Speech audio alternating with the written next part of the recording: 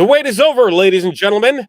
Training camp is here for the Chicago Bears. We're here to talk all about day number one and what to expect, and some surprising news up and down the charts, as well as some interesting comments from Ben Johnson, already setting the stage for what he expects out of this team in 2025. And we're here to discuss it all. I'm Steven Johnson. He is Zack Pearson. And Zack, you got to experience it all right there at Hallis Hall. How was day one being back in the thick?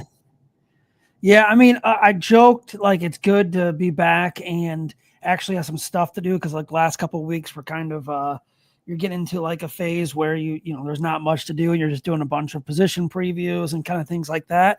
So no, it was good. It's just a report day. Day zero as people like to call it.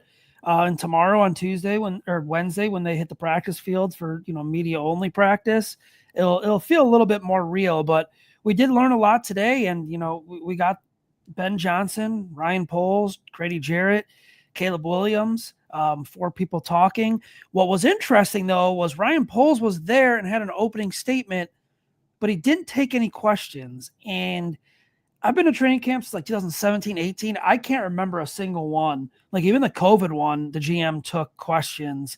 I can't remember a single one where they didn't take questions. And with Ryan Poles, there was, some stuff to be asked, like how was it negotiating with second round picks now that, a couple of them are fully guaranteed?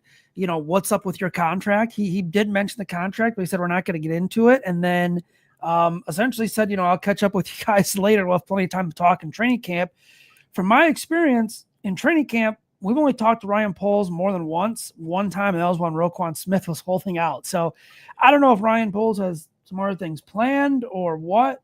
But yeah, that was interesting to say the least.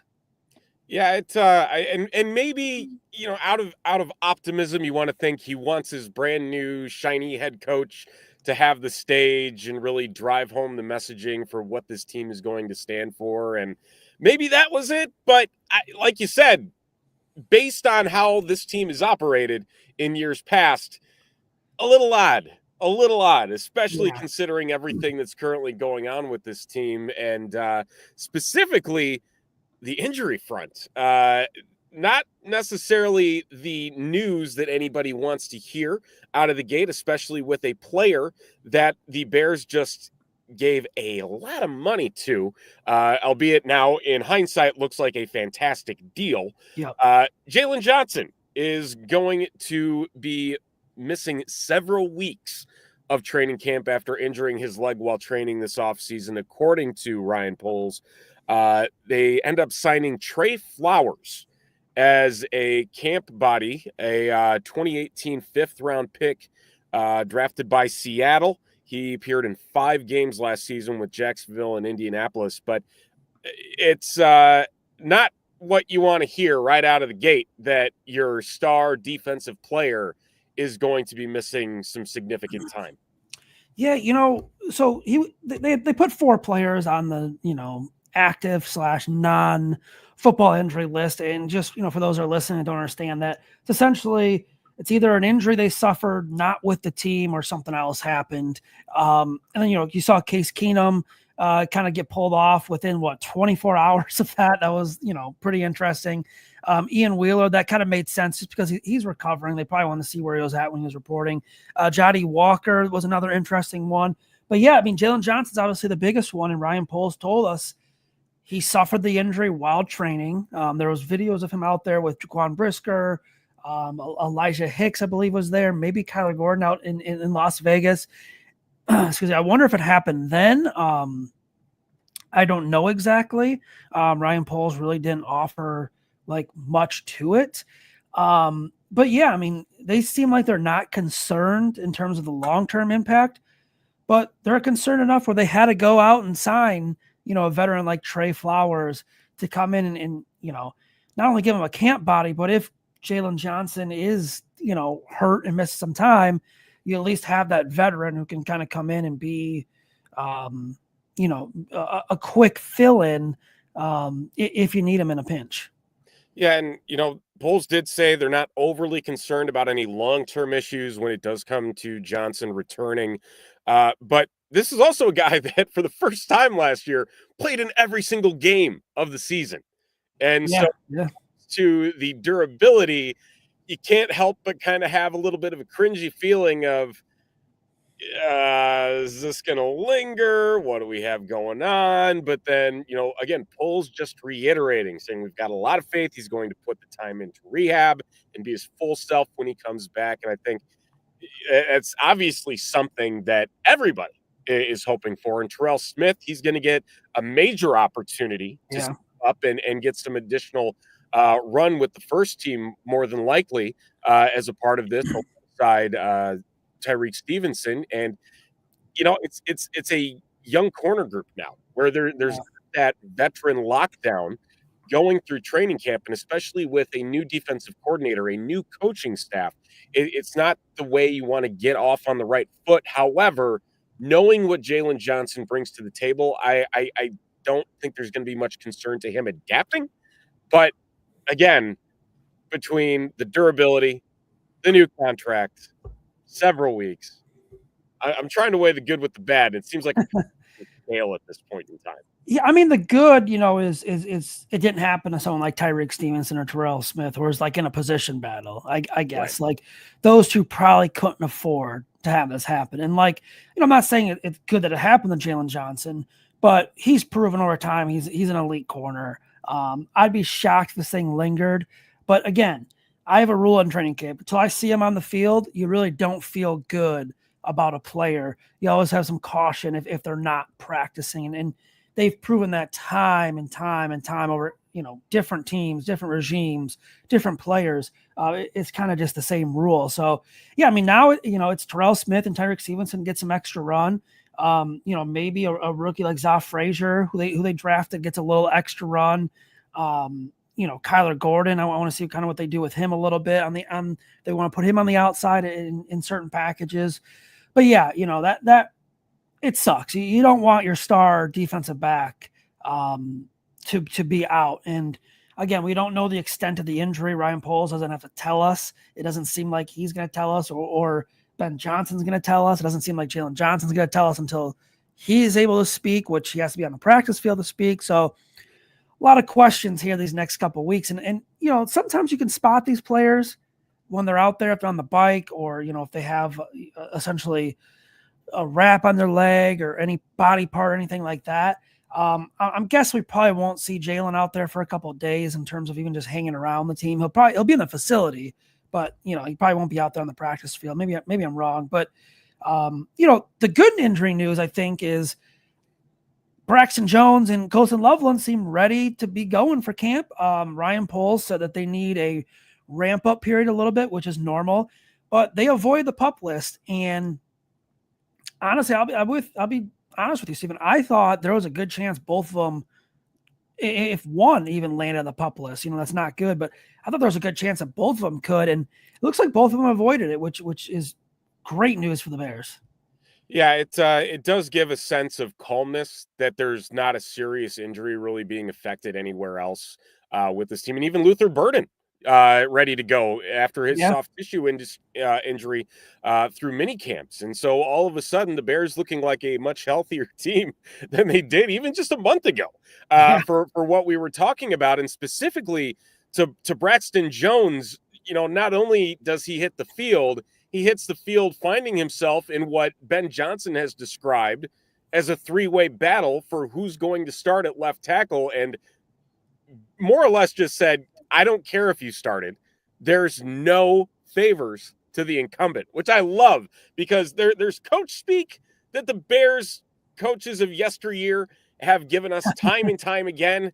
This felt different, that there is actually going to be a battle put into place based on what the rest of this team is capable of doing and the schemes that this team is going to run, and they're going to put the best player out there. And I'm excited for it because really, what else are you going to talk about? Weak side linebacker? I mean, this is really it for the rest of this roster. And so you have the second round pick in Ozzie Trapillo, Braxton Jones, and then Kieran Amagaji, a third-round pick from a year ago, who was thrown to the fire midway through the season. It did not go well, and so he's really getting his first full offseason under his belt this year, not being injured and being able to ramp up. I have no idea where this is going to go, because I think that there's interesting pieces that each player brings, and I trust Ben Johnson, despite him never have coached a game for the Chicago Bears, that he's going to do what's best for this team. Yeah, I mean, well, with the Braxton Jones thing, yeah, it's a different regime now. Like, Ryan Poles was here with him, drafted him, but it's a different head coach, it's a different offensive line coach, it's a different offensive coordinator, a lot of different things in this offense. And I like Ben Johnson's answer. When he was asked if having that experience to give him a leg up, I mean, he was very blunt, very honest. This is a 3-player competition. And now, I mean, I guess we can even talk about, he was asked if Darnell Wright would get reps at left tackle, and it doesn't look like it. They said they want to keep him at right tackle, which kind of shuts the door on that for now. So it's a 3-player competition. Personally, I think it's Braxton Jones and Ozzie Trapillo. I think Ozzie has to go win it, if that makes sense. But I don't think it's something where, he's got to go take it from Braxton Jones. If it's close, I think it's going to be Braxton Jones potentially. But yeah, I mean, this is going to be a fun competition to watch. And for Braxton, you're in a contract year. Last year you got hurt. Before that, you've been pretty durable. Your rookie year, you started every game right away at left tackle. You played in every game. You played in majority of the games the second year. To me, he's a serviceable left tackle. He's not your future at left tackle. He might be your left tackle this year, but I think beyond this point, I think you're going to be looking at Ozzie Trapillo as your starting left tackle. Darnell Wright is your starting right tackle. That's your bookends. Those are the guys you want to build your offensive line around. Those are the guys you want protecting Caleb Williams. As for this battle, Ozzie's going to get majority of those first-team reps as we start, because Braxton Jones is going to be ramping up. So that means tomorrow I'm not expecting him to do much out there. I'm expecting to probably go through the workouts, a couple reps here and there. But you're going to see a lot of Ozzie, and you're going to see a lot of Kieran. And, in Kieran's situation, he's not only battling for that left tackle job, he's also probably battling for a swing tackle spot in this scenario as well. Yeah, it is all of a sudden very deep along the offensive line. I'm not used to saying that in Bears land, because it's been so ignored in previous years. But I think to the point that Ben Johnson made, saying every play matters, it's going to matter as we go through this thing. So I can't tell you I've been through a 3-man race before. And so each play is going to be evaluated, and they got to take full advantage of each opportunity they get. And like you said, that ramp up period, depending on how long that is, I know there's still a bit of time until they hit that first preseason game. The Bears don't have the luxury of having that Hall of Fame game to drop in those extra game situations for some of these players that could be impacted like this. But, I do believe that there will be enough of a spread here, at least at the first 2-3 weeks, where we're going to understand some things a little bit clearer, and then it's going to tighten up. Like you said, is it going to come down to Trapillo versus Jones? Probably, and we're probably going to know that by the end of the first preseason game as we head into that second, because that second one is really now your dress rehearsal for the regular season, the way that they do this now. Yeah, I mean, they cut it down, and we saw that third preseason game where, it's players fighting for roster spots, obviously, and things like that. So, yeah, I mean, I agree. Like to me, like, it didn't seem like Ben Johnson was like overly worried about, like, okay, we have to, get this. Like, we don't have a specific date in mind. In terms of like finding the left tackle and naming a starting left tackle. That's going to come naturally. We'll see. Like, Ozzie Trapillo is probably going to get majority of those reps until Braxton Jones is back. I think after a week or two of that battle, you'll start to see who's more with the first team. And if they could do that second preseason game, let's say Ozzy starts the first one, Braxton starts the second one, they split time. That not going to tell you much in sense, you know what I mean? Like you'll know after that second preseason game during the practice weeks of who's getting kind of those reps and how many they're getting, what the team they're getting them with. But you want to get ideally, I know Ben Johnson said if it takes 6 weeks, they'll figure it out in terms of their starting 5 on the offensive line. Ideally, you want to get that set as quick as possible. And then the best way for that is one of these 2 guys taking the job, never giving it back and showing, yeah, I am the guy.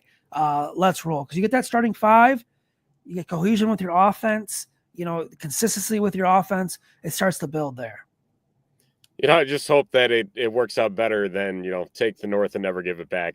Take the left tackle and never give it back. Yeah. Hopefully one of these guys will say that. But one position that is not under any scrutiny or competition whatsoever, quarterback, and Caleb Williams. And tell you what, he's got some lofty goals in place, courtesy of Ben Johnson. And it's interesting.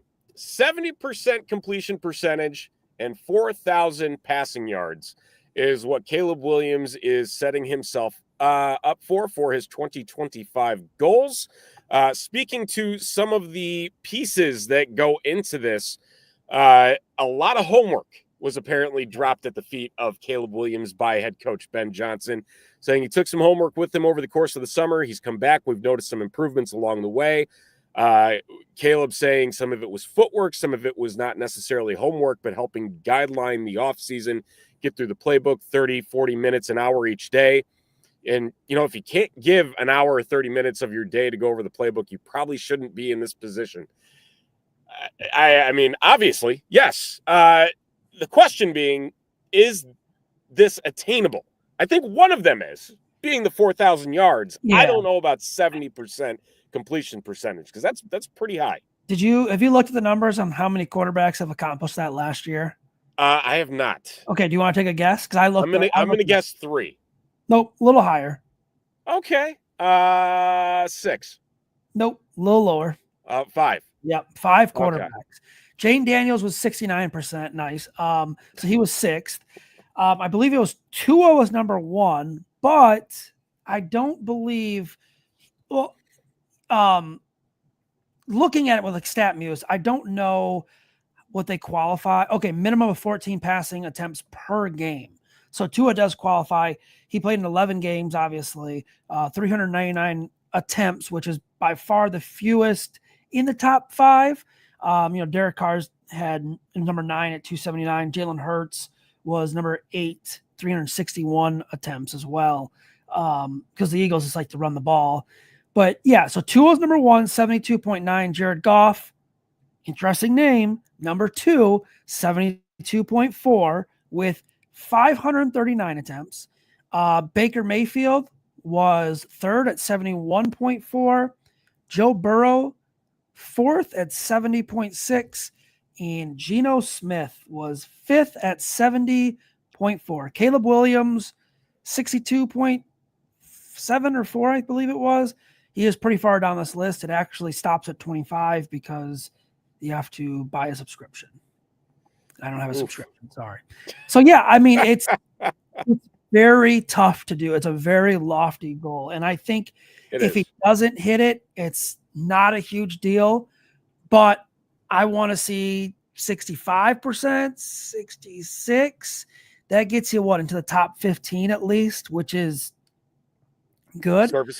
Serviceable, yes. And, 4,000 yards, I think he's going to eventually get it. Like, I think he's in a better spot. If he plays all 17 games, he should hit 4,000 yards. But it's not just that, but like literally, the Bears are the only franchise in the NFL who has never had a 4,000-yard passer. Like, think about that. Every other bum franchise in this league at some point or another has had a 4,000-yard passer. And here are the Bears, where quarterbacks supposedly go to die, And we've got the 2024 number 1 overall pick saying it changes this year. I give him credit for it. I mean, you got to put it out there. And the fact that he was less than 500 yards away, given some really bad games that were sprinkled in there over the course of the 2024 season, it's doable. It really is doable. Yeah. I mean, the game against Washington, the first 3 quarters were pretty bad passing wise, I believe. The whole game against Carolina, pretty bad passing wise. That's 7 quarters in a 2-game stretch where, I mean, I have to look up the stats, but I don't think, he had, I think he had barely 100 yards against the Commanders. I don't know what he had against the Cardinals, but I know like they were getting, pretty beat. And then, God, I mean, even the San Francisco game at the end of the season was just like they couldn't get anything going. So even the Patriots game, there, which was so low points for Caleb Williams. He had 217 against the Cardinals, so I was wrong there. Okay, so there you go. So he had 93 against the Titans in his debut. Yep. Washington, he had 131. Yep. Patriots, a lot of it came in the fourth quarter. Yep. Patriots with 120. Arizona, he had 217. 217. So respectable. San Francisco, 134.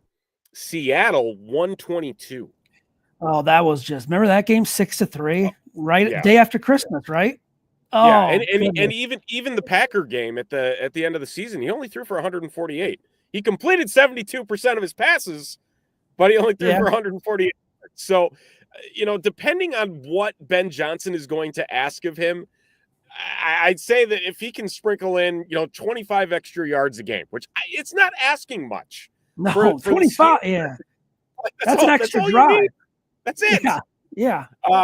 So and Ben Johnson, he wants, even though that goal itself isn't that lofty, he also just wants to remind everybody, the development is going to be an ongoing thing. It's not linear. There's gonna be ups and downs. It's easy to have a bad day or two and get all panicky. But he says that's not gonna be us. Yeah. Well, it's gonna be Bears fans, but it's not gonna be them. But and looking even like at the air yards might not be a lot because they might rely on a lot of yards after catch, like the Lions. You know what I mean? Like they drafted Luther Burden, who is, when he gets the ball in his hands after the catch, he's really good. Zacchaeus, kind of the same way. If Caleb Williams get that deep connection down with Roman Dunze and DJ Moore and some of these other guys, those numbers will tread up. I mean, you said it, like the Bears haven't had a 4,000-yard passer. They've had 4 games where a quarterback's passed for 400 yards or more, like in franchise history. And Sid Luckman has 2 of them. Or Sid Luckman has 1, Johnny Lujack has 1, Billy Wade has 1, and Jim Miller has 1. And then meanwhile, you have Mike White, like a couple of years ago, did it twice in a season or something, coming off the bench. But yeah, I mean the goals, I don't think it's too far-fetched for Caleb to hit the 4,000. I think he'll get it. The 70% completion is a high goal, but again, short throws, quick throws, and he talked about it. Part of his homework was the footwork, and he mentioned specifically, which I thought was really interesting, throws to his left, short throws to his left during OTAs that he missed. So that tells me that Ben Johnson got all the film, all of his notes, sent Caleb home after those OTAs and minicamp and said, this is what you need to work on. We noticed this in minicamp and OTAs. Work on these throws, work on that footwork, and we'll get rolling from there. Well, and not only that, but there was also quite a bit that was happening in those mini camps, even talking about starting on the left foot instead of the right foot out of his snaps. And if it's things as simple as that he's working on that are going to make the ball get out quicker, make him get to his reads faster and more efficiently, and hopefully drive up that accuracy, I'm all for it. I mean, I think you have to do what you can with the information that you have, despite it being honestly kind of limited right now, all things considered. They've only spent a few months together, that they should be able to figure it out. They should be able to, say, okay, we've worked on this. This didn't work. We've worked on that. This did work. And like I said, the ups and the downs are going to happen. And it's keeping that level-headedness that is going to be key to all of this. And again, we're on off season 3, 4, 5 of winning the off season. And, here's all the expectations. And if this team starts 2-4, there's going to be meltdowns across the city of Chicago. And that's when the real heat starts, if they find themselves going down that path. And so, yes, Ben Johnson, and I believe him more than I have previous coaches, that it's not coach speak, that they will keep level-headedness about this. It's a different environment, especially for a first-time head coach. So there's a little bit of concern there, but I do trust that he will be able to break through on it. I mean, what's going to happen when he faces adversity? That's going to be our biggest key right there. When the first time he faces adversity, what's going to happen? Because what happened with Matt Nagy? Things spiraled downhill in 2019. He had the chat on the sideline with Mitch Trubisky against the Rams. Players kind of looked checked out. He was so focused on the kicker competition, and the locker room was kind of going one way. And in 2020, they had this weird quarterback battle in training camp, and Matt Eberflus. We saw adversity with him early on, and last season. So I think Ben Johnson's better suited to handle all of that. But you're right. I mean, it's all roses. It's all fine right now. We could be excited. We could be happy. But at some point, that has to translate to the field. And the players have said it. I mean, how many times has Jaylen Johnson said, like, yeah, the excitement's fine, but we got to take that to the field and win some games, go to the playoffs. And Caleb Williams had a quote today about, the excitement and, how it's to translate now to the field. Like, excitement doesn't win games. You got to go on the field and win some games. So, yeah, I mean, I do agree with you. I don't hope people don't take this out of context. Like, yeah, I mean, I think Ben Johnson is better suited to handle this adversity, but there's a chance adversity hits and it could go south. Like, if they start 2-4 with that schedule, man, they're going to be in trouble because the back end of that schedule is pretty darn tough. So I'm curious to see how Ben Johnson handles that. I'm curious to see how Caleb Williams handles it. I think, Caleb Williams has faced adversity before. He faced adversity at USC. He's faced it early in his NFL career with the firing of Shane Waldron, the firing of Matt Eberflus. I mean, he had his pass game coordinator as his head coach and different voices in the room and people not helping him with film and just a checked out locker room and a defense that gives up a Hail Mary in a game that he led them on 3 drives at the end. Because remember that one that was the fumble. He led them on 3 drives after getting his ass kicked in that game. So, yeah, I mean, I do think the Bears are better suited, but you're going to face that adversity sooner or later, and I think it's going to be early. I mean, it could be that first game at Monday night. If they're down at halftime, what happens? Yeah, it's this city can be your best friend or your worst enemy. That's ultimately what it comes down to with Chicago Bears football and this team. It has always been a Bears town, and it lives and breathes Chicago Bears football. And like you said, that Monday night and just making sure that they're starting off on the right foot. And the last little piece here, and maybe some intel into what Ben Johnson is kind of seeing with the training camp and with the preseason games, and maybe not necessarily the preseason games, talking about the joint practices with the Dolphins and the Bills, and some hints dropped in there saying the first couple weeks it's going to be big installation, so the guys are going to be thinking and mistakes are going to be made. I think a lot will come out of these joint practices that we have with Miami and Buffalo. They will be a good barometer to see where we're at as a team. And then when asked how much he expects starters to play in the preseason, he says, I'm going to put a lot of weight into these joint practices. That's our initial plan. We'll see how much we play our guys over the course of the preseason games. Yeah, the joint practices are always interesting because they're becoming more and more common. And the Bears, this is the first time they've had 2 in a long time, right? Like 2 in one training camp. So I could see his point with that. Like, you do have to use these as extra preseason games in a way. Like, does it count as a full preseason game? No.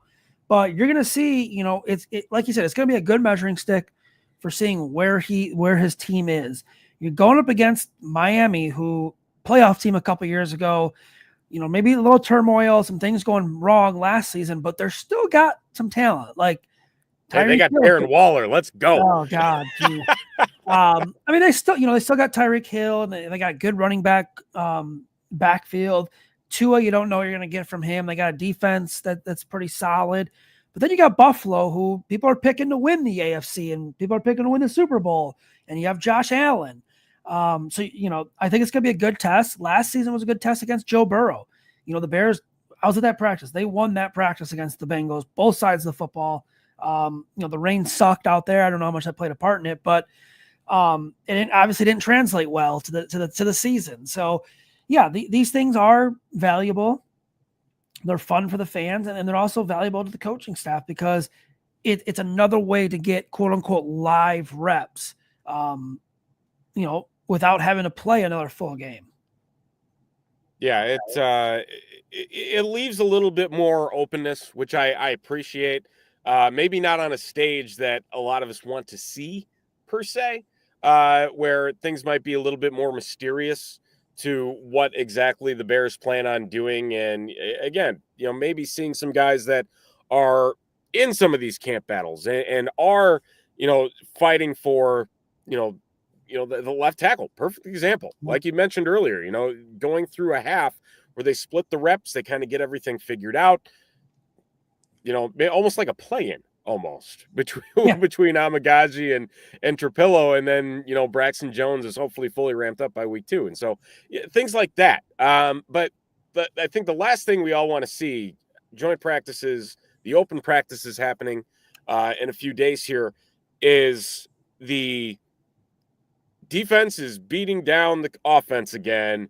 Caleb's throwing interceptions. Yeah, things aren't going well. I don't want to see that again. We've been seeing it for years. Yeah, it just kills me because the defense hasn't been good. It's gonna happen probably the first couple of days of practice. That's just natural, I think. But like, if this is, going into August and we're seeing the defense just consistently whoop the offense, it better mean that this defense is like generational and they're really damn good.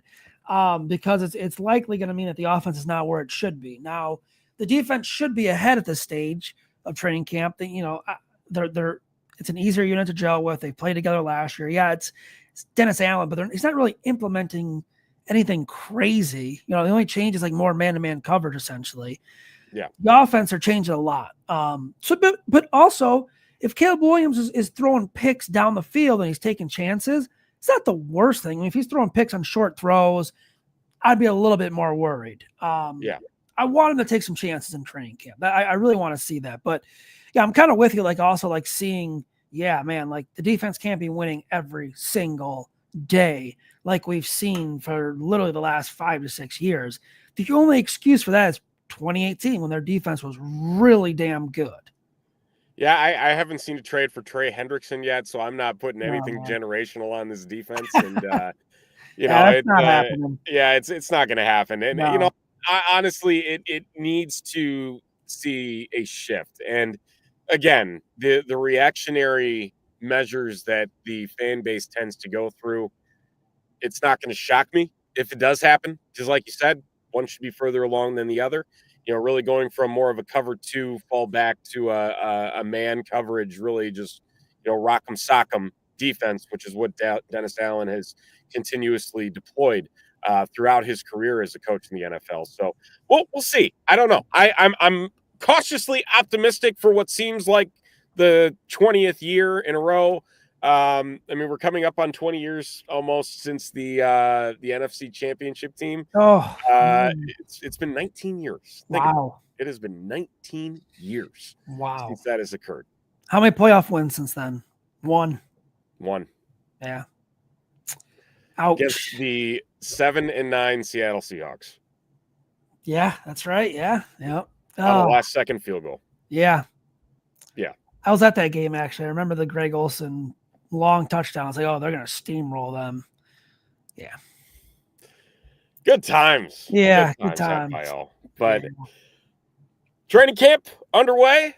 Lots more to talk about in the days to come as the practices begin and we get to learn a little bit more about what this team is going to look like and how they're going to operate and the type of schemes that the offense is going to throw out there as well. Ben Johnson saying that they're going to work through it. They're going to make sure that they're putting all the right pieces in place and work to the strengths of this team. So we'll see if that indeed does happen and we start to see glimpses of it here over the next couple weeks. But that's going to do it here for this episode of the Bear Report podcast. We'll be back with more coverage of Chicago Bears training camp as camp rolls on and we get ever closer to the 2025 preseason games and eventually the 2025 regular season opener, Monday Night Football against the Minnesota Vikings. Should be fun all around. Man, it'll be here before we know it. Yeah. I mean, heck, August is almost here. It's flying. It's flying. But thank you all for tuning in, listening to us. For Zack Pearson, I'm Steven Johnson. We'll talk to you next time. Enjoy the rest of your week. Enjoy the beginning of training camp and all the fun tidbits that come through about it. And we'll talk to you next time right here on the Bear Report and BearReport.com.